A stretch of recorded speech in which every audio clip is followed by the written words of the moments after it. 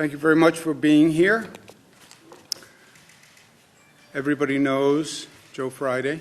My daughters tell me that nobody knows him and nobody knows what I'm talking about, but that's okay, because what he would say is just the facts, ma'am, just the facts, ma'am. Very droll, dry, because people want to give their editorial comments. Well, I think this, I think this. No. Let's just start with the facts. Just the facts, ma'am. That's what we do. Joe Friday. Get to know him. Hospitalization rate ticks down. Good news. Net change down. That's good news. Intubations down. That's good news.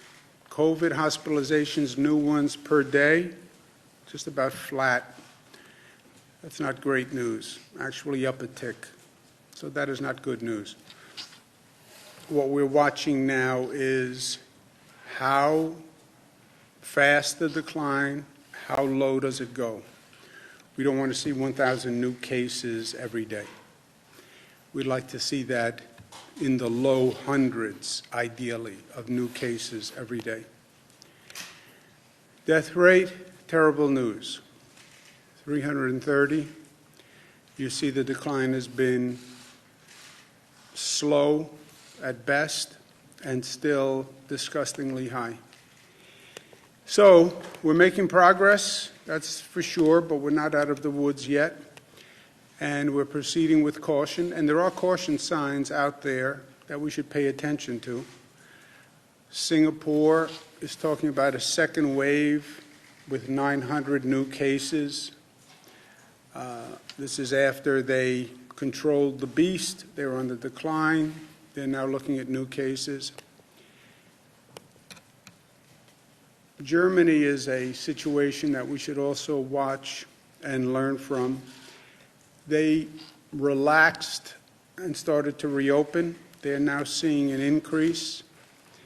And these are interesting. The rate of infection, which is what we watch, was at 0.7. One person infecting 0.7 of a percent. Obviously less than one person. 1% infection rate is one person infecting one person. They were at 0.7. They started to reopen. In 10 days, they went up to a 1 on the infection rate.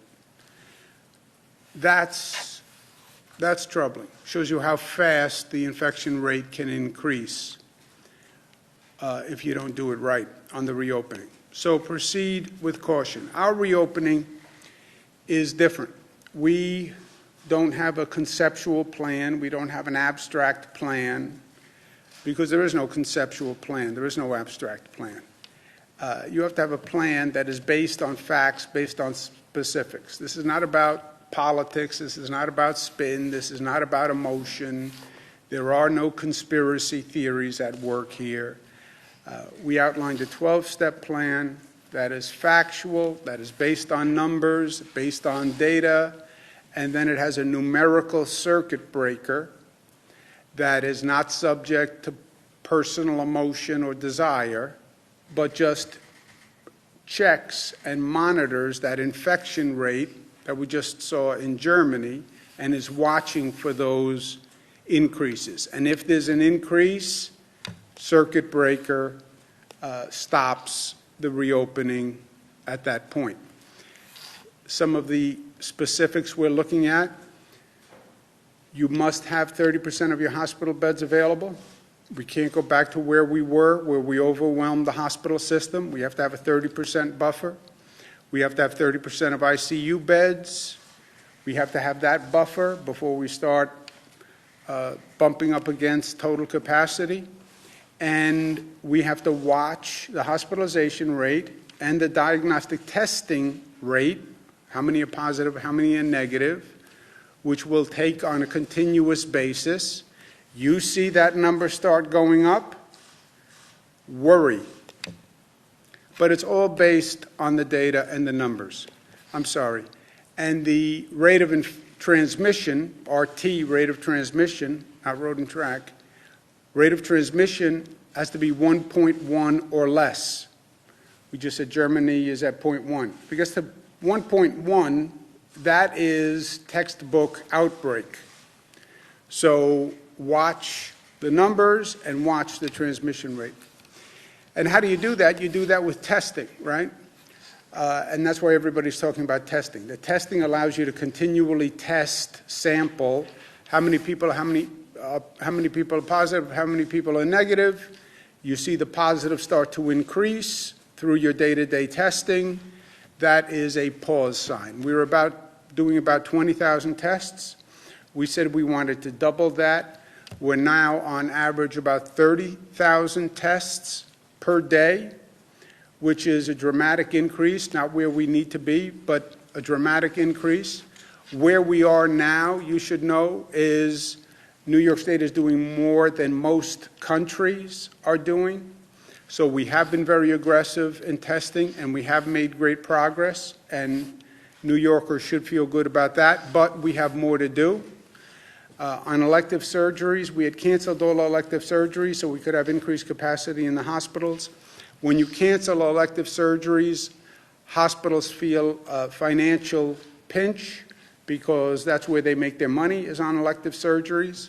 So for areas that don't have a fear of a COVID surge, we're going to allow elective surgeries to begin. That's primarily in counties upstate. Again, counties where we're still worried about a surge in the COVID beds, we're not going to open it up to elective surgery until we know we're out of the woods on the COVID virus. And this is a list of counties that are eligible now for elective surgeries. I'll do an executive order on that today. We've been worried about frontline workers because they are the heroes who are out there every day so everybody else can stay home. Somebody asked me yesterday on a radio interview, well, you know, you're out there every day. Are you taking care of yourself? I'm out there every day. Forget me. I'll tell you who's out there every day. The nurses who are in the emergency room, the doctors who are in the emergency room, the police officer who is going into homes and apartments because there's a domestic disturbance. The EMTs, the fire department, the delivery worker who goes to 50 doors a day and gets paid. Those people are out there every day. So they're the ones who are really doing the work. Compared to them, what I do is de minimis. And they're doing it not because they get paid a lot of money, not because people say thank you, God bless you. They're doing it because it's their value and their honor and their pride and their dignity. And they show up. Even when it's hard, they show up. My hat is off to them. But I want to make sure that we do what we need to do to protect them, that they have the equipment, they have the PPE, they have our respect, they have our gratitude. And I also want to make sure we're testing so we get them the results of tests so they can be taking care of themselves. I also want to see if we have a significant problem in any of those frontline workforces. So we're doing testing. We started with the New York City Fire Department and New York City Police Department. What we found so far, Fire Department, which also has the EMTs, tested 17% positive, NYPD 10% positive, number much higher in the FDNY EMTs. We believe that's because the EMT number is driving it up, but we have to do more numbers and more research to determine that. Remember, the EMTs, they are the front line. They're the ones who are there assisting the person in the closest contact in many ways. FDNY also. But we want to find out exactly what's going on. They compare to a downstate average of the general population of about 18%. And again, we'll do further research, further surveys to look at it by race and gender also. We're also going to do the same thing with the transit workers, the people who drive the buses, the subways, who clean the buses and the subways. Without those buses and subways, the essential workers couldn't get to work. Why didn't we just close down subways and buses? Because you close down the subways and the buses in New York City, Don't expect the nurses and the doctors to be able to get to the hospital. Don't expect a delivery worker to be able to deliver food when you ring on your telephone. So we need that public transportation to transport the essential workers. But those frontline workers are at risk. So we're going to do additional testing for the transport workers.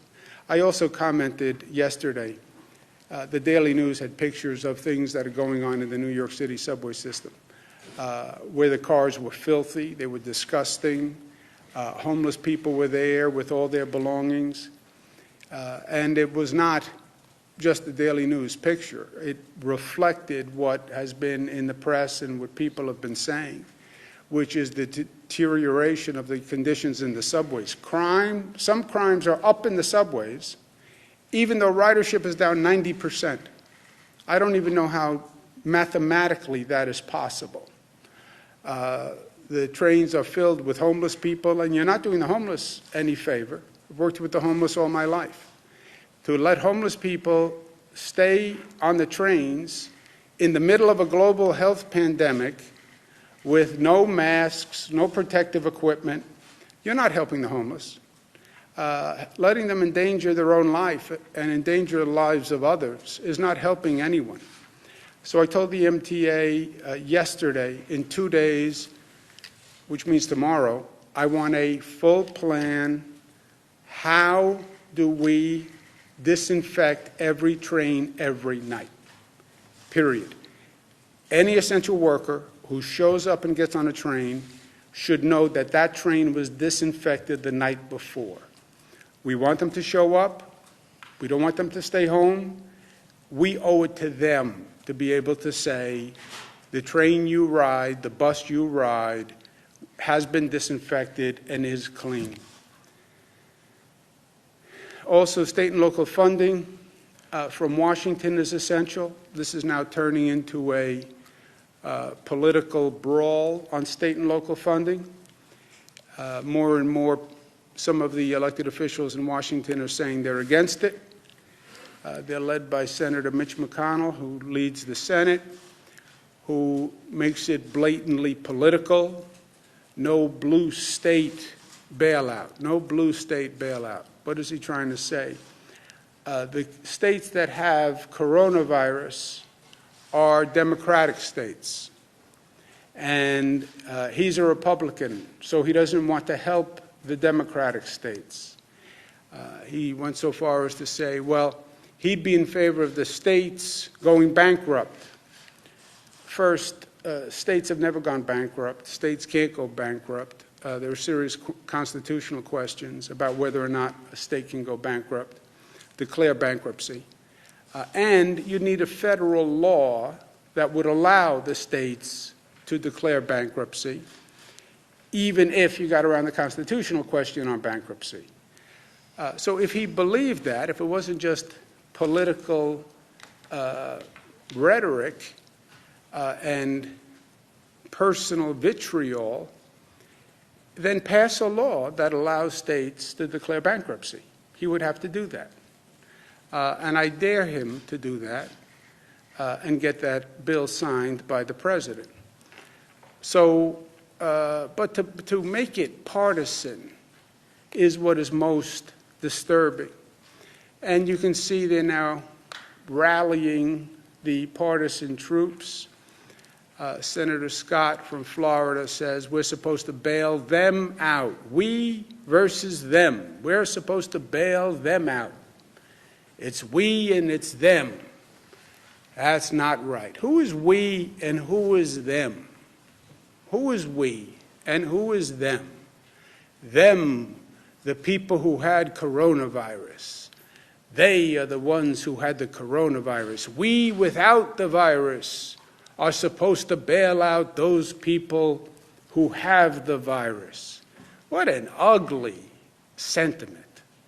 First of all, on the facts, it's not even close to right.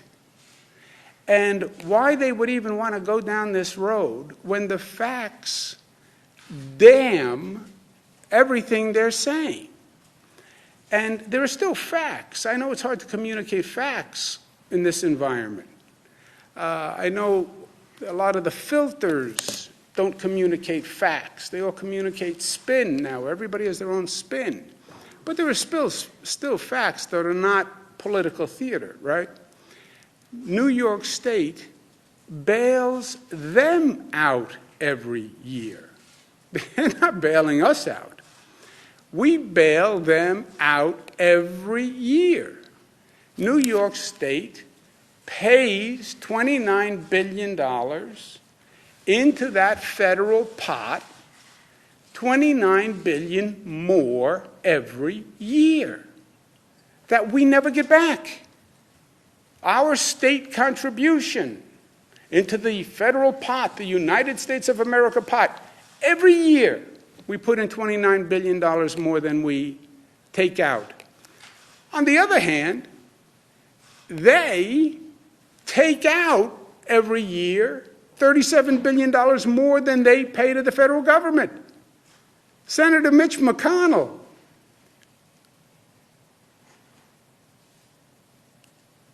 you are bailing out New York when every year you take out more from the kitty, the federal pot, $37 billion more than you put in? Who is bailing out whom? Senator Scott, Florida? You're going to bail us out? You take out $30 billion more every year than you pay in. How dare they? How dare they when those are the facts? How long are you going to play the American people and assume they're stupid? They are not. And they can add. And they know facts. And I don't care what the news media tries to do to distort these facts. They are numbers. And they are facts. And they can't be distorted. And this is every year. And look, what this is really about, it's the Washington doublespeak. You look at the bills that they want to pass and who they want to help. They want to fund the hotels, the restaurants, the airlines, the big corporations. That's who they want to fund. Well, who do state and local governments fund? State and local governments fund police, firefighters, nurses, school teachers, food banks. That's who I want to fund. And that's what it means to fund a state and local government. And that's the choice that they're making. Everybody applauds the healthcare workers. Jets fly over in tribute to the healthcare workers. That's all nice. Saying thank you is nice. How about actually rewarding them and making their life easier?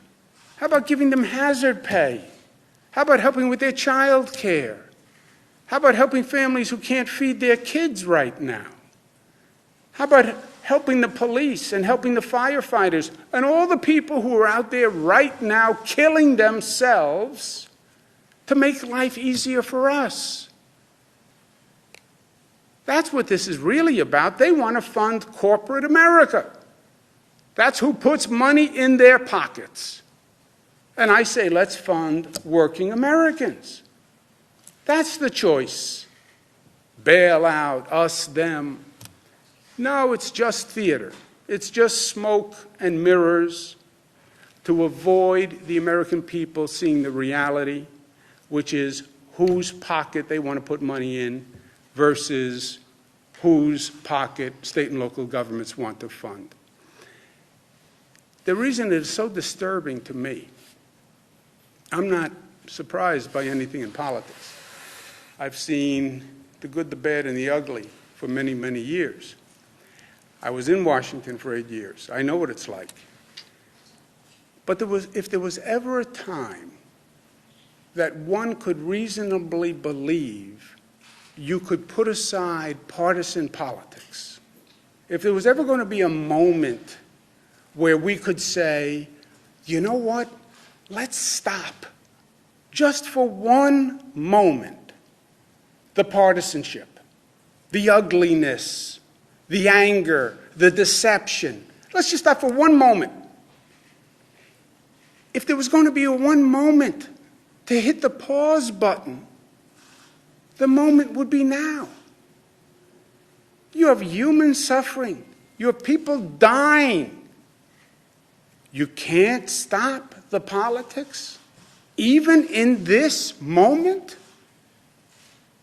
Even in this moment, when people are dying all across the country, you still want to play your politics? That's what this is about. And that's why it is so disturbing on a fundamental level. Politics. I'm getting up and I'm reading that death toll number. I'm speaking to the widows and the brothers and the sisters and the children of people who died. And then we're going to play politics with funding that's necessary to save people's lives? I mean, when does it stop? And the disconnect is between the political leadership and the people. Because the American people, it's not them. They are principled, they are kind, they are better than what they are getting. The American instinct is to help each other in crisis. The American instinct is to be good neighbors. The American instinct was the farmer who sent me the one mask to help a New Yorker when he only had 5 masks and a wife with 1 lung and underlying illness. And he sends 1 of his 5 masks to New York. Think about that generosity, that charity, that spirit. That's America. Why? Because we're good neighbors, because we care about one another. America was when I said we need help in our emergency rooms and hospitals, and 95,000 nurses and doctors from across the nation said, we will come to New York to help. We'll come into the emergency room. We'll come into the hospital. I understand it's COVID. I'll leave my family and I'll come to help yours. That's America. That's who we are. And that's who we have shown ourselves to be in the middle of this crisis. The crisis brings out the best and the worst. Yes. And the best of America is beautiful. And that's what we've seen. Because yes, we are tough. Yes, we are smart. Yes, we're disciplined. Yes, we're united. Yes, we're loving. Because we are Americans. And that's who we are and how we are as Americans. And I just hope the political leadership of this nation understands how good we are as a people. And the textbook says politicians lead, elected officials lead. No, sometimes the people lead, and the politicians follow. And that's where we are today. Follow the American people. Look at what they're doing. Look at how they're reacting. And politicians, try to be half as good as the American people. I want to show you a self-portrait that was done by American people. This is a self-portrait of America. Okay?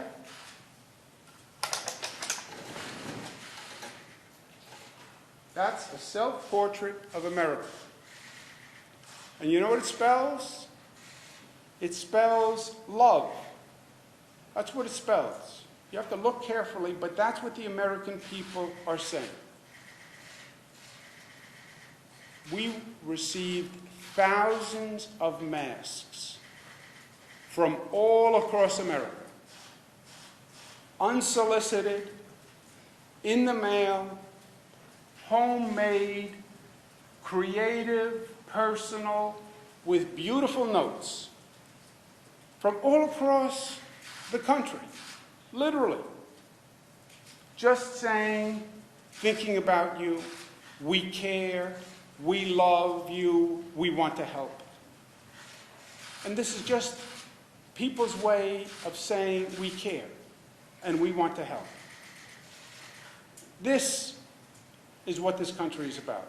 And this is what Americans are about. A little bit more of this and a little bit less of the partisanship and the ugliness, and this country would be a better place. Thank you. Thank you, guys.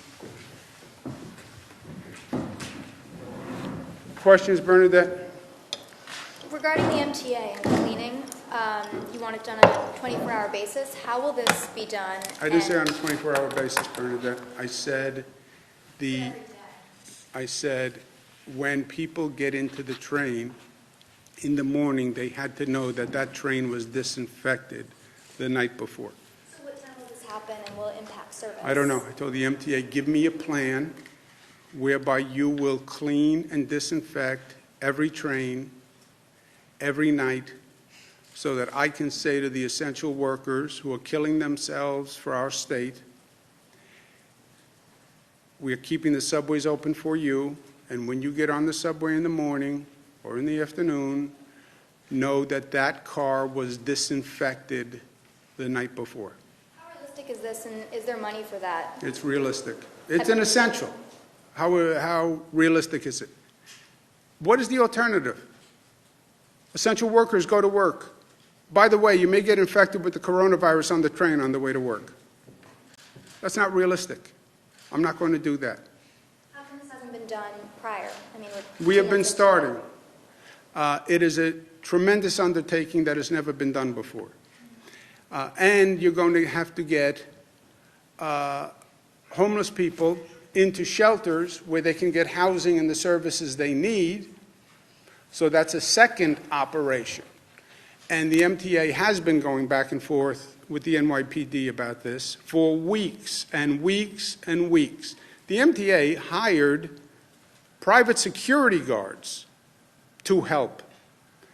But all a private security guard can do is call 311, which is the city hotline, which then has them call the NYPD, who are there in the first place.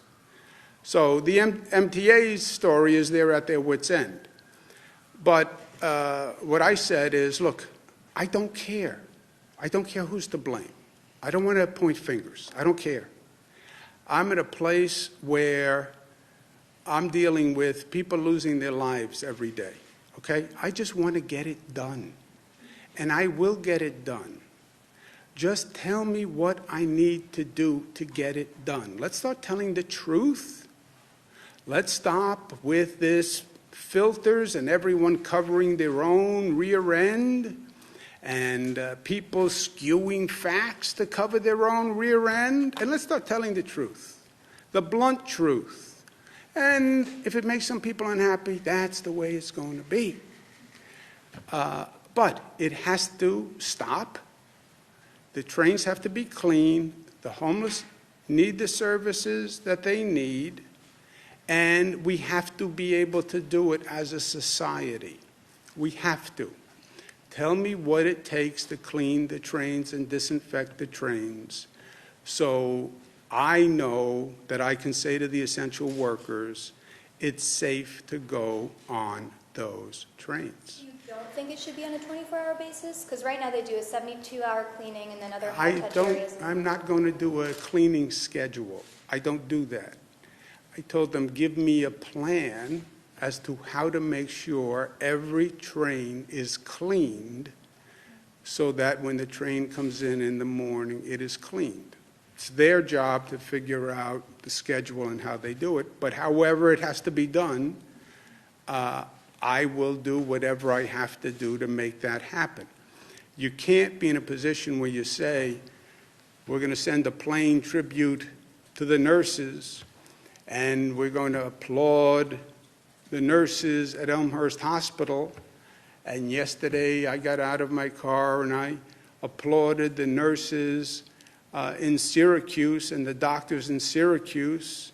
And I said, on behalf of every New Yorker, I thank you from the bottom of my heart for what you did. On behalf of every New Yorker. I believe that.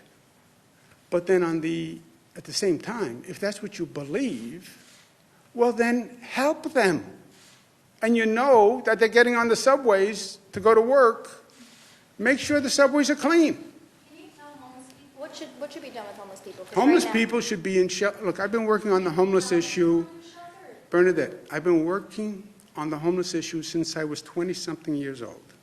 I did the first plan for Mayor David Dinkins on how to help the homeless in New York City. Mayor Dinkins accepted it. Next mayor was Rudy Giuliani. He came in, he accepted it. We made tremendous progress on the homeless. I then went to Washington. I did a homeless plan for Bill Clinton, for the nation on how to help the homeless.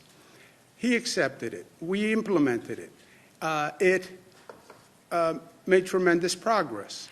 It was called the Continuum of Care. This federal government still is operating the program. We have done this before. This is a false choice.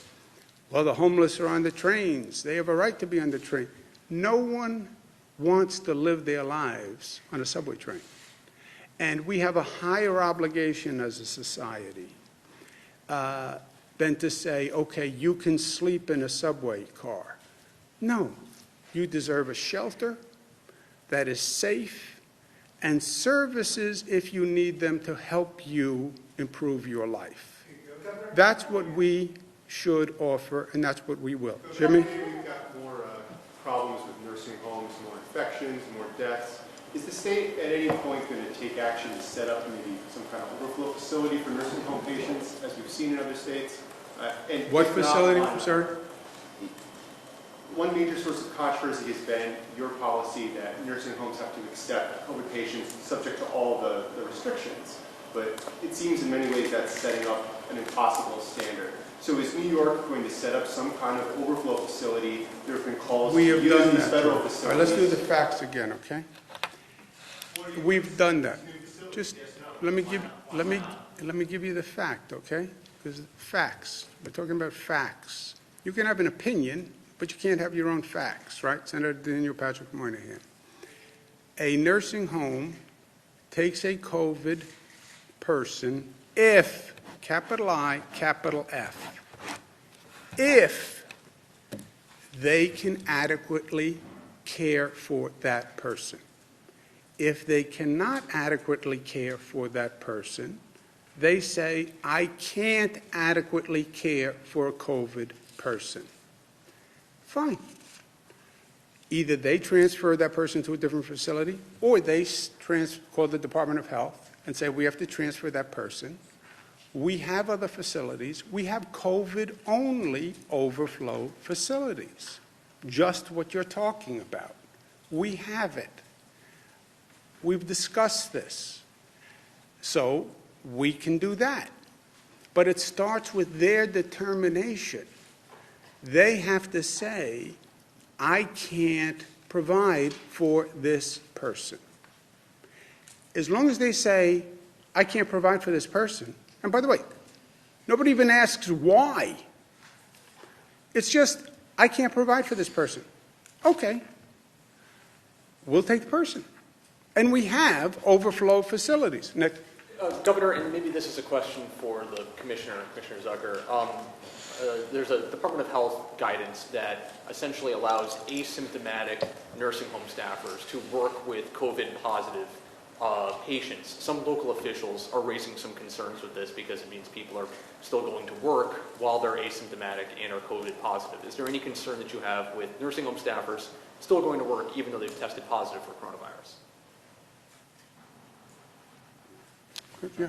Sure. So the patients who are, your question about being asymptomatic, we make sure that they have the necessary precautions that they need if they're going in there to care for other individuals there, and that includes all of the PPE, and we monitor them, and we're working on a way to test, and we are testing individuals who are in the nursing homes, both the workers as well as the patients. Is there any indication of how many nursing home staffers are COVID positive, asymptomatic, and are still going to work every day? We are looking at those numbers. Governor, do you agree with that policy of allowing 6 staffers to continue?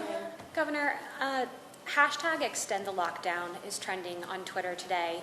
Yesterday you said one of your fears was that one of your fears early on was that essential workers would not go to work out of fear of coronavirus. As you get ready to open businesses in the state, are you worried that the next round of workers will not want to go back to work, will be fearful of going back to work? Just let me understand the question. Extend the lockdown is trending, meaning people want to extend the lockdown and not open up. Yes. Okay. Last week, your question was, we had the protest outside, people wanted to go to work, and I was oppressing people by keeping them in lockdown. So today, may artificially open the lockdown? The people outside said that they wanted to go back to work. And these Now, people are these saying people are they don't saying want to go back to work. Because they're still fearful of the Okay, coronavirus. so we have people last week protesting because they want to go back to work. This week we have people protesting because they don't want to go back to work. Yeah. Welcome to America. That's right. You have some people who say they want to go back to work, liberate democracy. You have other people who say, I don't want to go back to work, I want to live. Yes. What I'm saying is, I hear both voices. I hear the politics. I feel the tension. I get the tension. Let's decide on the facts. Because this is emotion on both sides, right? And I get the emotion because this is an emotional time. Everybody's under stress. Everybody's anxious. Mental health issues are way up. Domestic violence is way up. Alcoholism is way up. Substance abuse is way up. People are anxious. These decisions we have to make without emotion, and we have to make them on the facts. And I'm not going to be swayed this week by this one, and now the next week by the other one. Make the decisions on the facts. Make the decisions on the numbers. I laid out yesterday 12 steps. First plan that we've ever seen on the numbers. You can reopen if you don't increase hospitalizations and you don't increase the infection rate, because you can't overwhelm the hospital. What does that mean? Here are the numbers. Here are the numbers. And we'll make the decision on the numbers. We've said from day one, follow the data. Follow the numbers. Legitimate concern, though, from some small business owners is that their employees went on unemployment, and now they may not be able to get those employees back. So is there a way to deal with that if a business tries to reopen and then they can't get their workers back to function? Forced labor, not in this country. Governor Bill de Blasio. Maria. Governor, who are the 900 to 1,000 New Yorkers who are still coming into hospitals every day for COVID? Are they family members? I think you might have mentioned that yesterday. Or frontline workers? Do we know who these people are?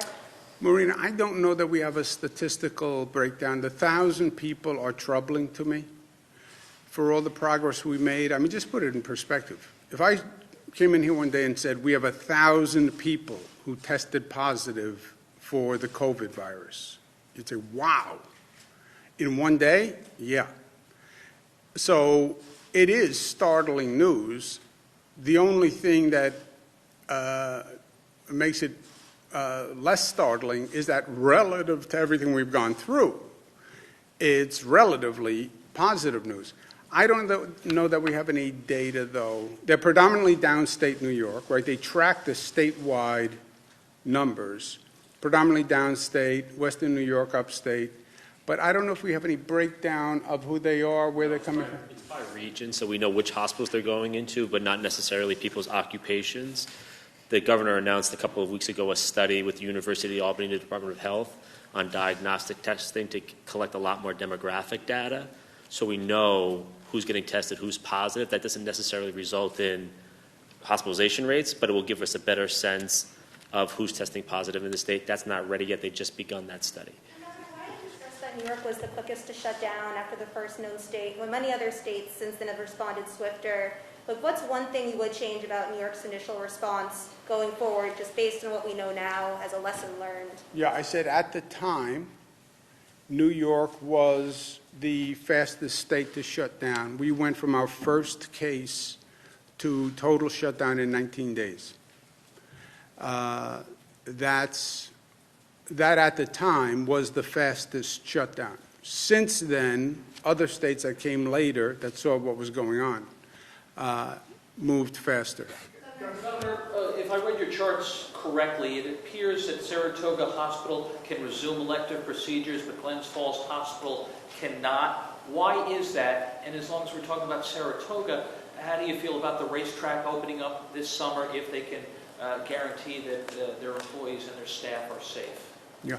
The Saratoga, Glens Falls, do you know that? So some individual hospitals, if they have to meet the governor's criteria, the criteria that established by the Department of Health, which is 30% bed capacity overall, 30% ICU bed capacity, and then not an uptick in a number of COVID patients per day. So some of the individual hospitals don't meet one of those tests, and some of the counties haven't met that test.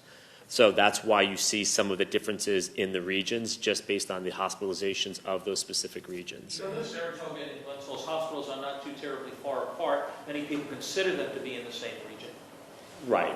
The issue is, though, they have the bed capacity they have. If there are emerging issues where they think they do have the capacity, the Department of Health has established an exemption policy, but they want to review that to make sure that there is actual capacity at those hospitals, because you don't want to be overwhelmed. So what they're seeing in that data are increases in hospitalizations potentially, so we want to make sure that those beds are available as potential infections increase. Yeah. This runs into our new concept of attractive nuisance, although the lawyers would say this is an improper use of the term, which it is, but we'll just bother the lawyers a little bit. You can't open an attraction that could bring people from across the state to that attraction and overwhelm a region. State Fair in Syracuse, Saratoga Racetrack. I don't think we have time, first of all. But today, I don't think you can open those unless we do it statewide, because there is such a pent-up demand to get out of the house and do something. You open the Saratoga Racetrack, I guarantee you have the highest attendance in the history of the Saratoga Racetrack. You will have people from the entire Northeast region driving to the Saratoga Racetrack just because they want to get out of the house and they want to get. Now, you could say, well, that's great for the Saratoga Racetrack, but density is not our friend, right? Even when you talk about opening a venue, you look at some of the pictures of some of the states that are opening venues, 2 seats apart, 6 feet apart. You know, how do you do 6 feet apart at the racetrack? How do you do 6 feet apart at the state fair? How do you do 6 feet apart at the racetrack or the state fair when you have double the attendance you've ever had and people are all crammed in there, you know? So I think it would have to be a statewide opening, coordinate with Connecticut, coordinate with Jersey. Otherwise, you will have a much, much more dense situation if you wind up being the only attraction in town, and town is a tri-state region. Let me just make sure I put an exclamation point in a point that I was trying to make earlier. This political patina, this politicalization of what we're going through in this country is extraordinarily dangerous. We are dealing with probably the most dramatic situation we've dealt with in modern political history. We're dealing with a situation that we don't really understand and we don't know how to deal with. This is all uncharted water. I've talked to every expert on the globe. Nobody has been here before. It's going to take us at our best to navigate this to save lives. At our best. At our best, we have to be working together. We have to be logical. We have to be cooperative. We have to be sane. We have to work with people who sometimes we don't like.